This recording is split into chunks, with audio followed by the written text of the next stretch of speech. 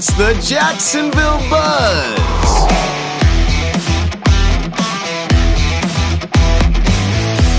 Amy West. Grant Smith.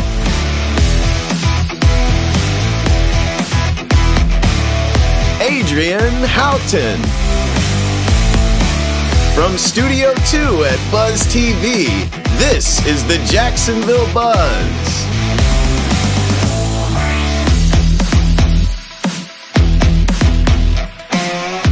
Hey everybody, and welcome to the Jacksonville Buzz. We're so excited to be here today. Yeah. We're here for the inaugural episode. We're ready to get this thing kicked off. Adrian? Oh, we have got great guests. Chef Sam Ivron from Taverna in San Marco and his lead mixologist, Sarah Johnson, are joining us. Hey, Chef Sam, have I caught you drinking? Oh, I'm just, this is our cocktail. I was just doing a little quality test of what we're going to show you on the show. It's one of our summer cocktails. I got a nice plate of vegetables from the garden and the farms of what we're doing. That's wonderful. I'm so looking I'm forward looking to forward to tasting it things. too. It's going to be great. It looks delicious. You guys, it's going to be a great show. Stick around. We'll be right back.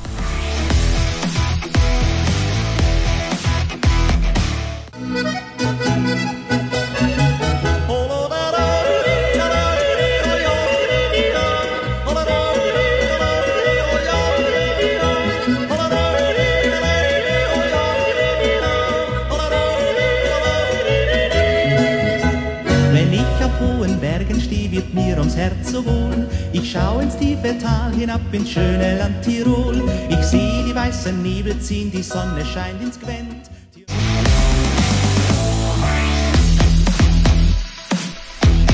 Welcome back to the Jacksonville Buzz. We're answering all your burning questions on where to eat, shop, and play. I like to think of us as the best cheerleaders in Jacksonville. And Grant, I know you're a really big foodie. I am a big foodie, and you know, in Jacksonville, we are an ever-evolving community, especially when it comes to the restaurant industry. So we've got Taverna in the studio today. So let's pass it off to Adrian and see what they've got going on over there. Delicious. Yes, this is great. Here I have two wonderful guests with me. First is Chef Sam, owner and chef from Taverna in San Marco, and his lead mixologist, Sarah Johnson. Thank you for coming in. This is great. You're on the inaugural Jacksonville Buzz show, so welcome. Oh, great. Well, thank you for having us. No, it's our Happy pleasure. to be here. I'm going to jump straight in, Sam, because I want to say you've got a new summer menu that's been released. What actually inspired you with this menu?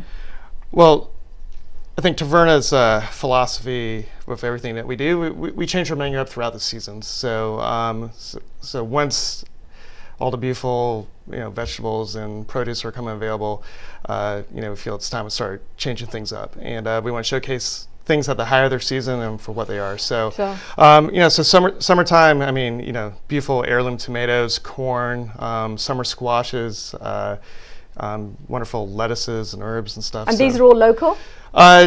Most of them, not everything, but as many things. If I find a good local producer that has, I feel like I can't be that quality, I'm definitely bringing it in. And so all our lettuces come from Freddie Bacon Farms, and I think he makes some of the best lettuce in town. And so, Wow. So pretty much every single lettuce that we have at Taverna is all from him. And, You say pretty much every lettuce. Have you got a variety of lettuces? yeah, so I mean, we have arugula, like right over here is our. Look, this is like our mixed greens. So this is just, it's beautiful. Like it's a lot of different types of lettuces. So you got like Yum. you got red and green bib lettuce and butter lettuce. And they're all his.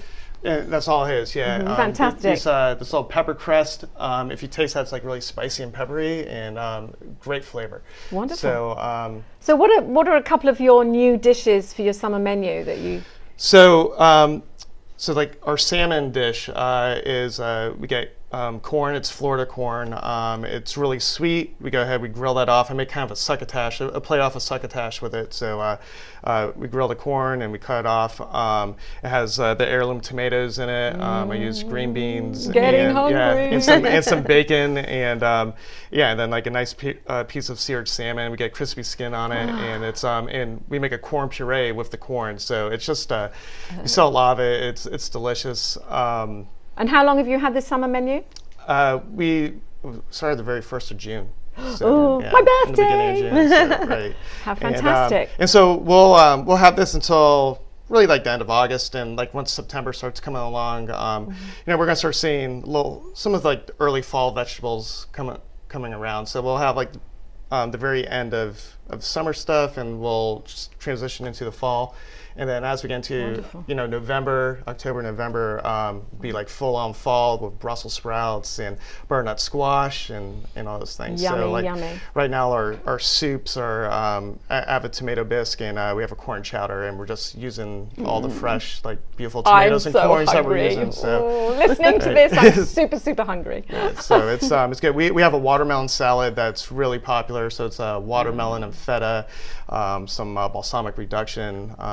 We use the cucumbers from Freddie Bacon's farm, pickled red onions, little baby heirloom tomatoes on it. Oh, wow. So, and then a lot of fresh herbs. Okay, so now Sarah. Yes. you can't have all that wonderful food without actually having some delicious drink. Correct. So tell me about your summer drinks, because you've got a special summer cocktail menu too, haven't you? We do. We start thinking about these drinks towards the end of the spring season.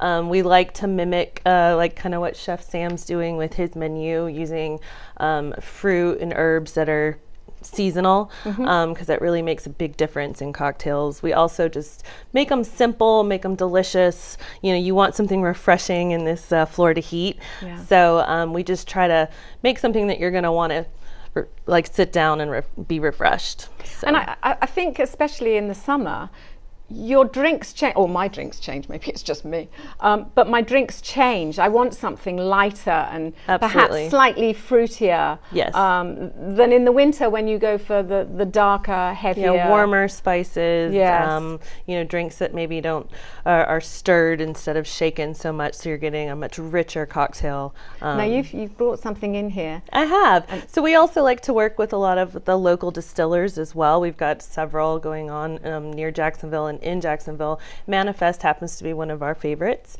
They've just put out a new citrus vodka, which is flavored organically with Florida citrus. It's delicious, and we've got a new cocktail going on the menu tomorrow.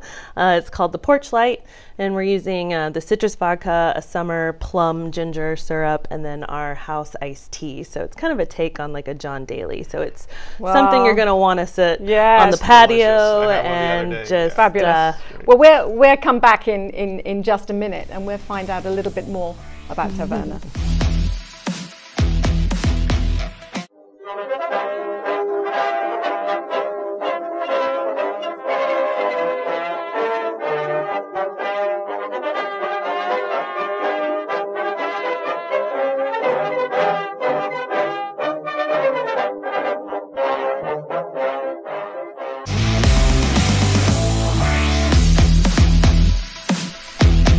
And welcome back, and I'm here with Chef Sam Efron and his lead mixologist, Sarah Johnson. And to continue our conversation, so you were talking about delicious cocktails. Yes. Is there a problem if you are gluten-free? I know this is going to sound crazy to a lot of people, but if people have dietary issues, are there some drinks that they can't have? Well, there are some spirits that may not be completely gluten-free. They're distilled with certain grains and things that might irritate, but we do carry a lot of like neutral grain spirits that are definitely certified gluten-free. Tito's happens to be one of them. Yes. We make some drinks with Tito's. We always have it available, so definitely we can accommodate those guests. Wonderful. Absolutely. I mean, I know it's an issue eating out, and so Chef Sam, I love coming to Taverna because one of the good things is that I can relax, and I know that you have gluten-free food on your menu. Yeah, a good portion of our menu is gluten-free. You know, it's definitely, you're seeing a lot more people requesting it. So, I mean, we've gone as far as we have a gluten-free pasta option. So, you know, all our sauces we could add to it. We have gluten-free pizza dough now. And then really every single entree just about is gluten-free as well. So my wife happens to be gluten-free, so I mean, you know, I'm always accommodating that, and it's that's probably why. Yes. But I mean, you know, we're mostly Italian restaurant. Everything's handcrafted, so I mean, we're making pasta by hand. We're making our pizza dough, all that. But you know, we have all the protein. We're very heavily protein and vegetable based. Yeah. So it's healthy. Right, and very healthy. And again, we'll go with the seasonal, and it's just we want to show off that product for what it is. And yeah, so we're not adding a lot of starch to those items. So you know, majority of our appetizers and our entrees is gluten free. Wonderful. And we train our staff very well to know what gluten-free is, and so they're really informative and very helpful, and so that's great, and it helps a lot. Fantastic. So. Now, Taverna is a small independent restaurant. Yes. But you do have events that you do from time to time. Tell me a little bit about those. So we do have wine dinners throughout the year. We've you know, throughout the years, I mean, we've done so many different things. I mean, I was part of the Legend series, which was this huge chef-driven series that we do these huge special dinners. It would sell out in like 30 seconds. It's multiple charitable events that we do throughout the year. I mean, I was just in Destin for the Food and Wine Festival in April. So we even like, you know, travel and do things as well. So it's yeah, no, just lots of events. Do you find your inspiration purely from other chefs and things that are happening around the world, or is it sort of probably based in your Italian? It comes from everything. I mean, I just from traveling from when I was in even high school and college. I lived in London for a semester of college, and so I traveled all around Europe. So I spent time in Italy and Spain and France, Germany, and that was, I mean, unbelievable. Is that part experience. of your chef training, or? I learned a lot about food and the cuisine there. You know, just getting out travels. I mean, that's something I want to do personally. That's one of my dreams, to see as much of the world as possible.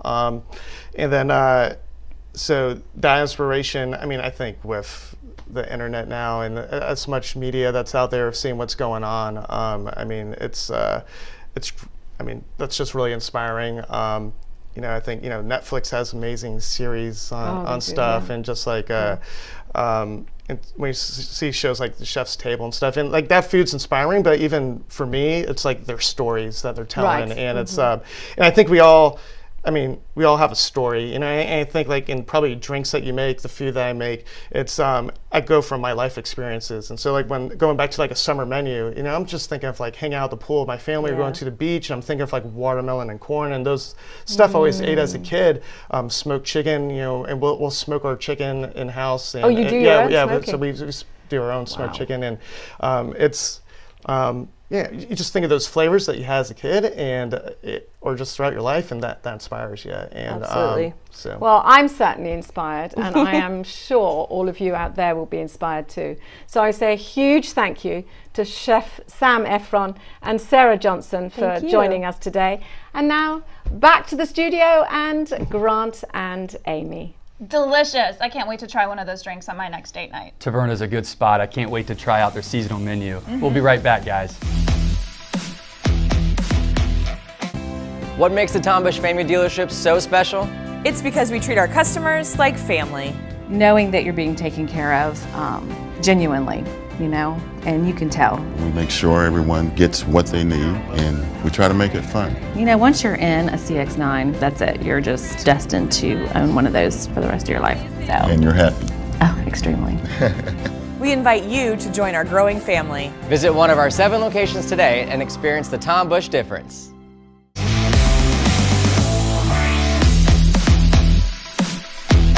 Welcome back to the Jacksonville Buzz. You know, summer is kind of a crazy season. Kids are in camps, schedules are in disarray, there's lots of travel. I'm curious, what have you guys been doing to keep yourselves busy? I saw you were on a boat, Grant. Oh yeah, I was on the Jody Lynn out of St. Augustine, Florida. Oh my gosh. And out of the Conch House. So we had a daddy-daughter day. Aww. And it was great. Yeah. How old's your daughter? Charlotte is 7, and my son is 3. But we had a great time. We took 5 girls out, my daughter being 1, and went about 13 miles offshore. It was very rough, but it's, you know, you've got to take advantage of this time with your kids because eventually she's going to grow up and not be too busy for me. Special memories with Daddy and her friends. Yeah. I saw she pulled in like a kingfish. Yeah, she caught a kingfish, a little kingfish. So it was her first fish offshore like that. So it was fun. I don't know anything about fishing. Do you throw those back, or do you take them home, or what do you do with them?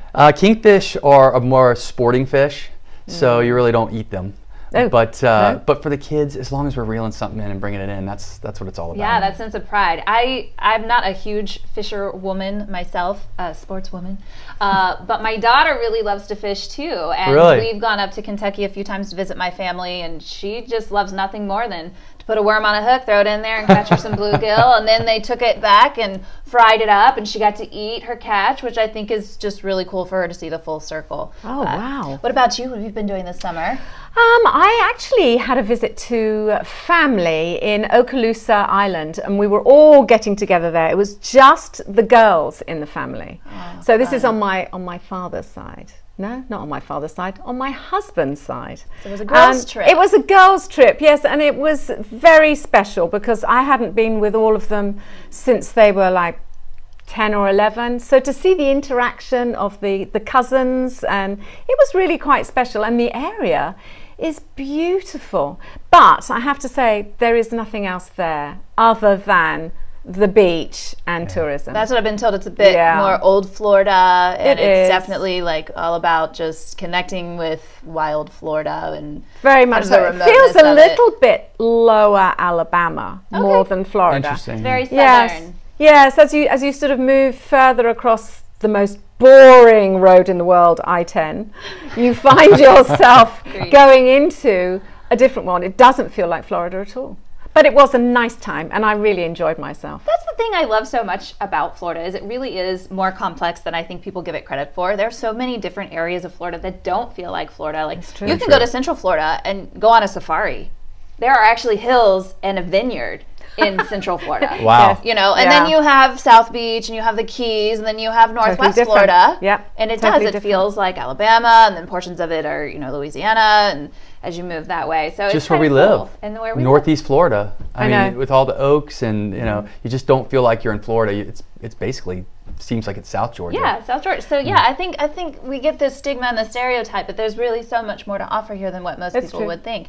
I will also be visiting that region soon. I'm going to Port St. Joe later this week to visit family that's come down from Kentucky, so we're really excited about that. Just unplugging for a little while because the summer schedule is getting to me a little bit. It's been a little overwhelming with the kids going here and there and keeping up with them, but we've also had a lot of fun kind of exploring the food scene here locally because there's been a lot of new menus. I was checking out Black Sheep. They came out with a new lunch menu last week. I was at Three Palms and checking out their happy hour menu and their dinner menu, and then last night we went She eats a lot. I eat a lot. She eats a lot. We went to the Sawgrass Marriott last night, and the executive chef there, Joe Natoli, who's been there for 3 years now, has completely reinvented their culinary scene there because they have multiple dining options there at the Marriott. They have their own farm now. I think it's Bee Hill Farm. They have their own honeybees and do their own bees. They have their own salt program. They have their own quail. And he said the chefs are asking him to get ostriches too. So we'll see where that goes. We'll see where that goes. It's been tasty.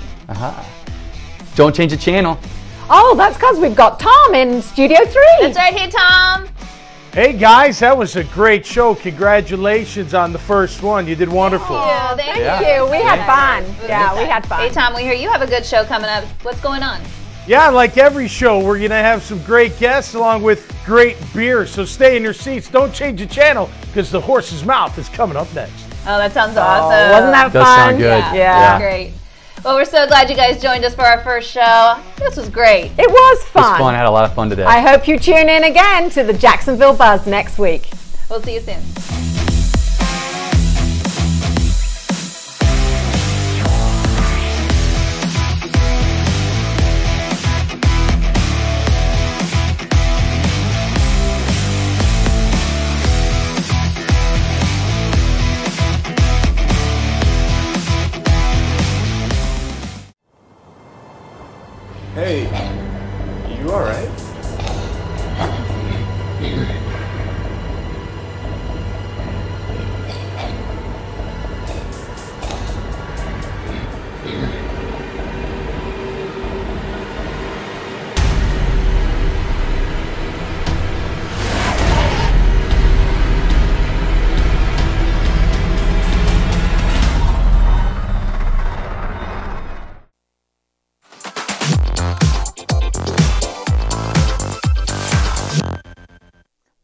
great day in Jacksonville, and today we're on a mission. Our mission's going to take us to client-focused media and a conversation between Mike White and myself about how we've worked together over the years and what a great organization client-focused media is. Thank you for having me on your show. It's great to be here. Well, I love you and all the things that you do for the community. I know as getting involved from the business side with not-for-profits, you really make it easy to get involved with the City Rescue Mission. So for 8+ years, we've had the opportunity as a company to get involved from the golf tournament to special projects that we work on together. So thank you for letting us be a part of your organization. You know what? You have been a blessing to us, and it is I who should be thanking you for all the good advice and expertise. And I can't thank you enough for all the good that you've brought to the mission. So let's talk a little bit about that. Not only City Rescue Mission, but Mike the man, and all the ways that you not only help nonprofits, but you really walk with us. So where does that heart come from, Mike? Started off, I grew up in Illinois, a small town. And good Midwestern guy. Loved the Midwest. Grew up walking beans, detasseling corn, and my grandfather, and very religious man, in '94, still talk to him almost every day. But mentored, had the opportunity to just grow up with wonderful family life, wonderful grandparents, and he would volunteer, support missions, and so as a child I would grow up volunteering and family part of Sertoma and Kiwanis and all the different organizations, and got involved in Scouts, and was honored to get the rank of Eagle Scout, and then continued involvement with the Boy Scout Board. And so part of our company and everything we do is just always giving back, is always looking at areas to be able to take something that we have to be able to give to someone else to utilize. So I think it's a lot with how people are raised, and I was just very fortunate. Tell me about the biggest thrill you've had as you've done that. Where have you seen the greatest impact? The greatest impact on one area, the project I worked on with you, that you were a huge influence on. I worked together to write a musical over 6+ years, and I remember that day when I first met you, and you said, "Mike, have you ever worked with homelessness?" And I said, "Well, ironically, I'm working on a musical. I've been writing for years." And you said, "Let me have a look at it." Within 2 years, we launched a full produced musical. So that was impactful because it was such a daily part of my life where I was using it as an escape to tell a story. Other areas getting involved, there are so many wonderful not-for-profits, but the ones we enjoy, that I personally enjoy, it's where I can see the difference. Big Brothers, Big Sisters. I had the opportunity as Big Brother of the Year back in 1999. A boy, Josh, single family home, but he wrote me a letter years later and wanted to go into advertising because of me, and that 15 years later, it made an impact. Aren't we lucky that so many people have had that experience of having that impact, and you get to sit back and kind of watch as everything entwines itself, and there's no sitting back. And there are people that come to you and say, "Thank you, because I want to grow up and be just like you," and that is a terrific. But it's also because the influence of other great people. It's not me. It's as even the people that work with my company that come out and volunteer beside and put in their efforts. We did a program with the Annie Ruth Foundation, a wonderful nonprofit that takes young adults and puts them in an area where they want to grow. Well, I got a certificate with my name on it as a thank you. It wasn't me, it was Natalia. Natalia mentored this gal. And so a lot of things that I get credit for, it's not me. It's the other people that are involved that have a big heart as well. But I'm excited about everything coming up with City Rescue Mission. I want to hear about your golf tournament. Golf tournament, August 27th. We are sold out. That's not good. We are exciting. We are best excited. Golf tournament. It is amazing. Stadium course. I've played the last 4 years, and great days with Tracy Collins and Steve DeSorbo and others. So if you are sold out, yes, but we can still take whole sponsorships, and we still have a couple of sponsorships available. So if someone wants to they can contact me, and you can do that at pkevitt@crmjax.org. Would be happy to talk with you about those opportunities. If you contact Penny, you're going to end up with coffee. You might be sitting here on her show. There you go. She reaches out. So. There you go. Mike, thank you. Our mission is accomplished today, and your mission for Greater Jacksonville is certainly accomplished every day. Mike, thanks for being with us. Love you, love you. See you next time.